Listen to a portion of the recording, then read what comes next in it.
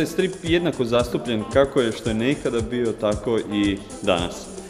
Možda je manje zastupljen u klupama, nekad je u školskim klupama se strip itekako dobro čitao. Danas možda više ne tako u klupama, ali na drugi način itekako zastupljen. Počela sam crtati u osnovnoj školi i tad sam zapravo počela čitati stripove. Čitala sam Mikijev almanah, Zagora, Tarzana, Dylan Doga i onda sam i njih crtala. Ali onda sam nastavila kroz srednju školu crtati stripove, malo za školske novine i onda na faksu gdje sam studirala slikarstvo i onda nakon faksa.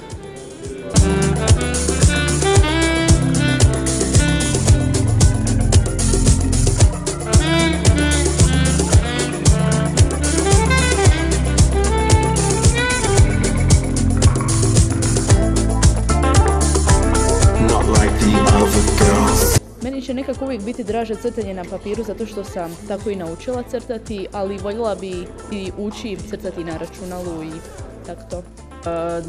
Nacrtala sam, imam jedan strip album i za sada radim na novom strip albumu za kojeg imam 30-ak stranica. A ovako kad se radi na strip albumu onda se ne gleda količinski koliko crteža, jer tu se radi o tisućama crteža. Do sada smo jako zadovoljni sa posvećenosti same izložbe, nadamo se da će se tako nastaviti i dalje. Veliki je interes. Kako mladih, tako i starih.